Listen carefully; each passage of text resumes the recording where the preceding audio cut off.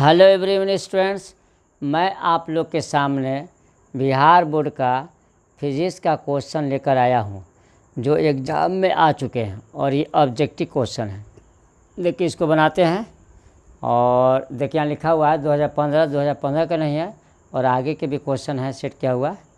और इसी तरह वीडियो हम लोड करेंगे बना कर, और आप लोग मेरे चैनल से जुड़े रहिए। देखिए क्वेश्चन पे विचार करते हैं।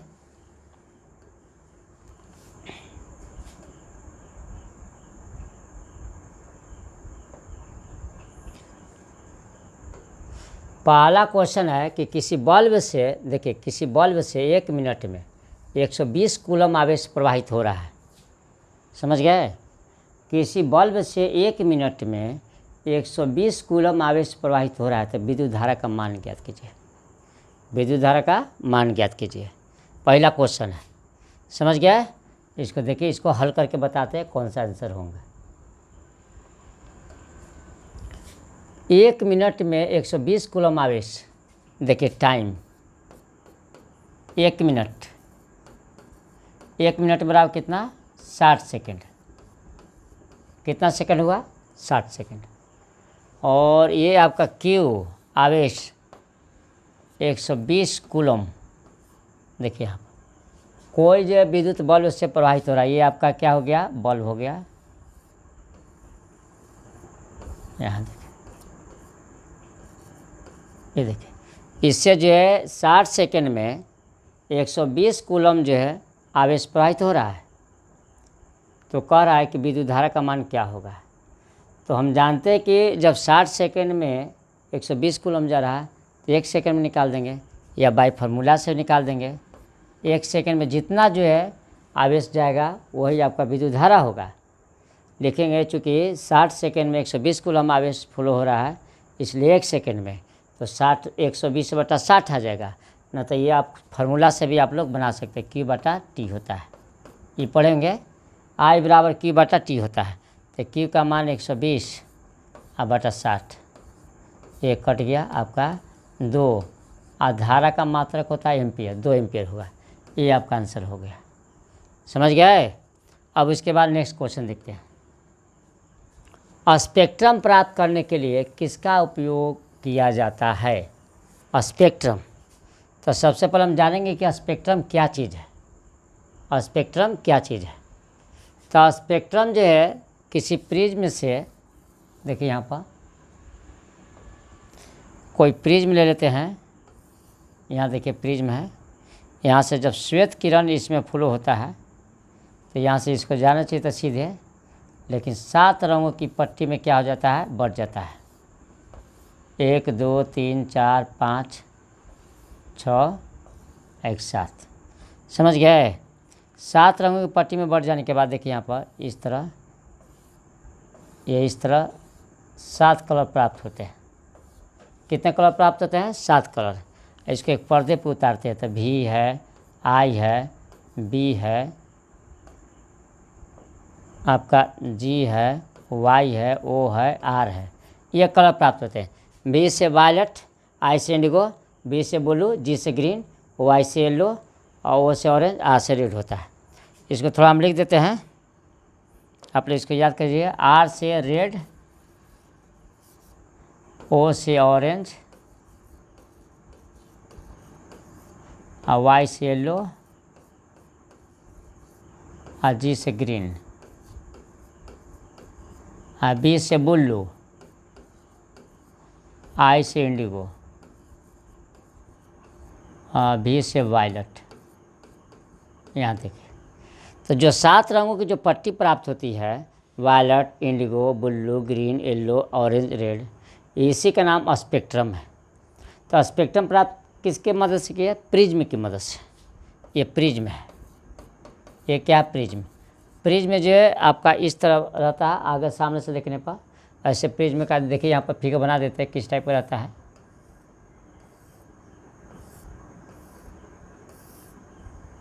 यहाँ से इस तरह जोड़िए, इस तरह देखिए, यही प्रिज्म हुआ।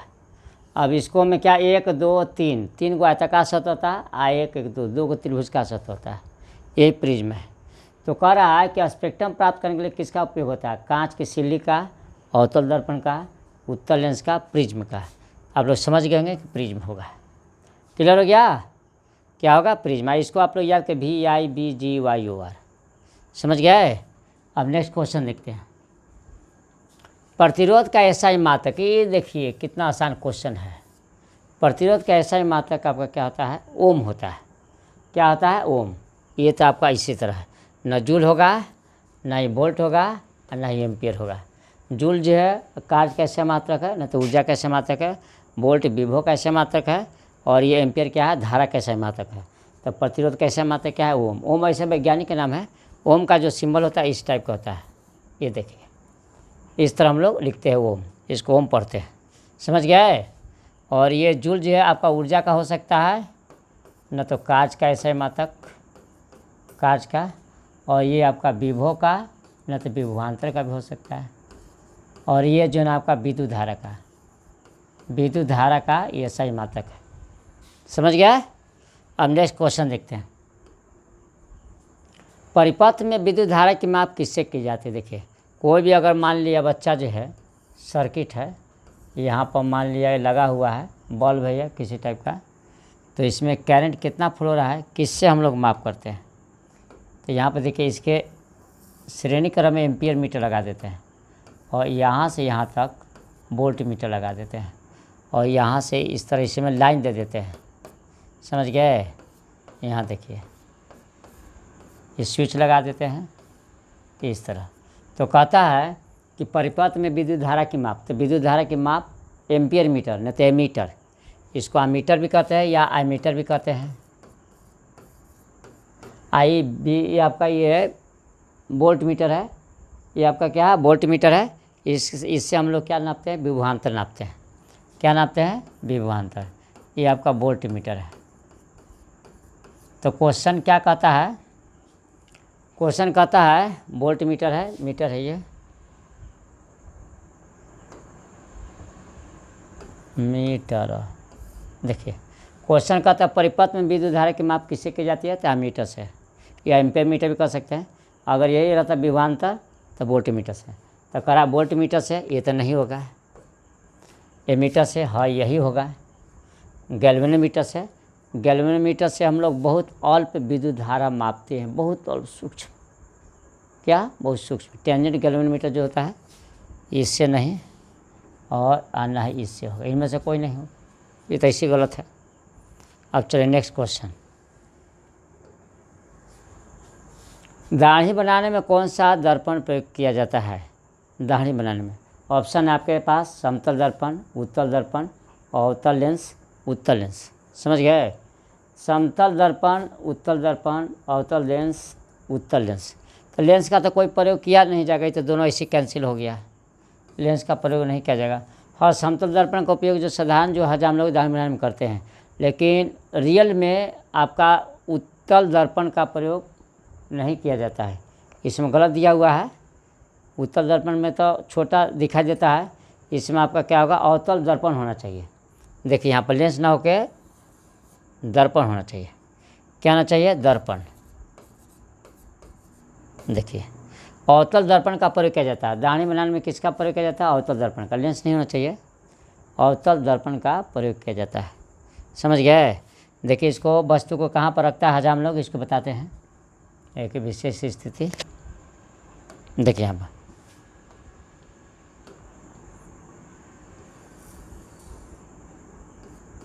ये आपका अवतल दर्पण हो गया, और यहाँ से प्रिंसिपल एक्सिस हो गया, ये ध्रुव हो गया। समझ गए? अब इसके बाद देखिए यहाँ पर ये इसका एफ हो गया, और ये आपका इधर आपका सी हो गया।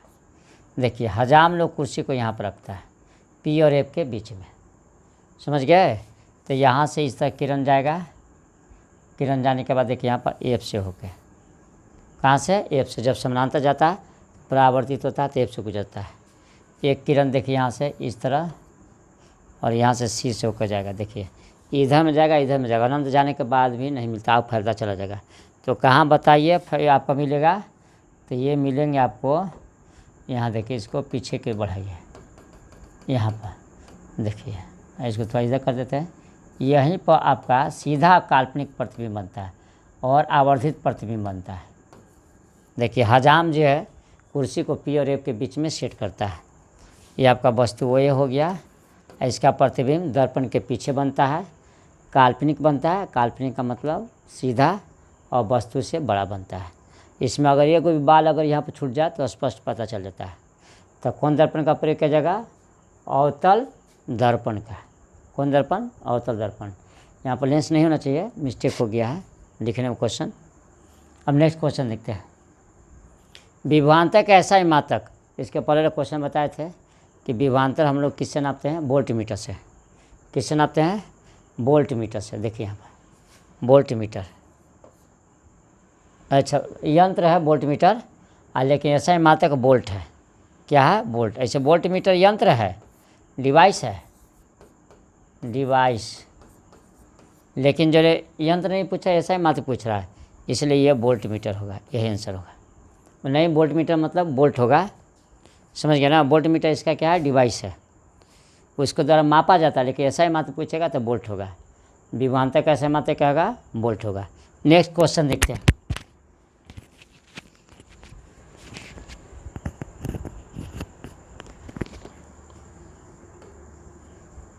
किसी कुंडली का प्रतिरोध ज्ञात करने का सूत्र है। देखिए कुंडली का कर रहा है कि प्रतिरोध किससे निकाला जाता है, ये आपका क्वेश्चन है।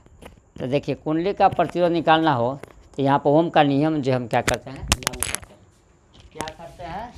ओम का नियम लागू करते हैं।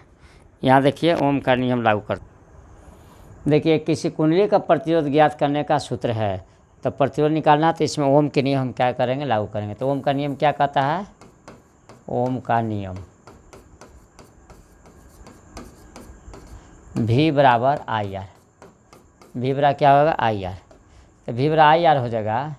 तो इसमें हम क्या देखते हैं कि प्रतिरोध निकालना था R बराबर, ये गुना इधर जाएगा तो भागा, V बटा आई हो जाएगा। तो देखिए इसमें कौन सा होगा सूत्र? R बराबर V गुना आई, R बराबर V बटा आई होना चाहिए। R बराबर V बटा आई, देखिए यही आंसर होगा। ये तो होगा नहीं, और नहीं ये होगा, नहीं ये होगा। तो क्या होगा? R बराबर V बाई आई होगा। इसमें ओम का नियम लागू है, समझ गए। अब इसका नेक्स्ट क्वेश्चन देखते हैं। बैटरी से किस प्रकार की धारा प्राप्त होती है? धारा याद रखिए दो प्रकार का होता है, AC और DC। देखिए करंट जो है दो प्रकार के होते हैं। करंट क्या प्रकार के होते हैं? दो प्रकार के। एक DC होता है और दूसरा क्या होता है? AC होता है। DC का मतलब डायरेक्ट करंट। कौन करंट? Direct current. आइए AC का मतलब अल्टरनेट करंट, अल्टरनेट करंट, समझ गए। तो DC का मतलब डायरेक्ट करंट, तो डायरेक्ट करंट का मतलब हो गया दिष्ट धारा।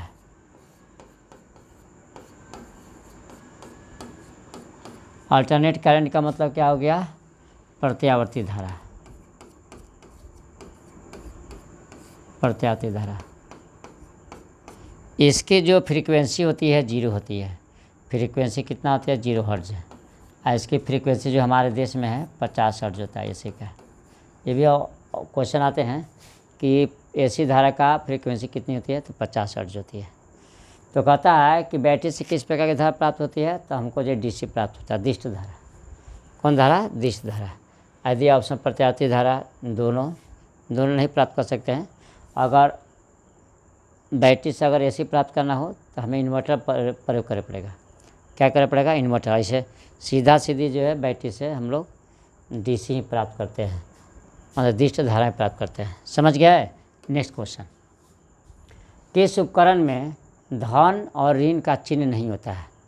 तो करा एमीटर में, करा वोल्ट मीटर में, कुंडली में, विद्युत सेल में। ई में तो विद्युत सेल में तो एकदम क्लियर रहता है। वोल्ट मीटर में प्लस माइनस हम लोग कर सकते हैं, उस पॉइंट को इंडिकेट कर सकते हैं। एमीटर में भी हम लोग इंडिकेट कर सकते हैं, समझे, प्लस माइनस को उसमें दिखा सकते हैं। लेकिन कुंडली में जो होती है प्लस माइनस नहीं होती है। कुंडली में प्लस माइनस नहीं होता, हमेशा क्षण प्रति क्षण कभी प्लस वाला तो माइनस वाला प्लस में हो जाएगा। जैसे मान लें कि आप लेते हैं, जैसे यही एक कुंडली है, तो ये ऊपर प्लस है नीचे माइनस है, ये अगर ये घूमेगा एक बार, ये माइनस हो जाएगा, प्लस हुआ, आई जो प्लस माइनस था वो प्लस हो जाएगा। ये हमेशा चेंज होता है, इसमें जो आपका प्लस माइनस नहीं रहता है। तो कौन सा आंसर होगा आपका कुंडली। कौन सा आंसर होंगे इसमें, कुंडली में आपका प्लस माइनस का चिन्ह नहीं होता है। समझ गए बच्चों, इस टाइप के क्वेश्चन आप लोग पढ़िए और ये एग्ज़ाम के दृष्टि में बहुत ही ज़्यादा इम्पोर्टेंट है। ये क्वेश्चन रिपीट भी करेंगे, इसको बढ़िया से याद कर लीजिए। समझ गए। तो मिलेंगे नेक्स्ट वीडियो में, तब तक के लिए बाय।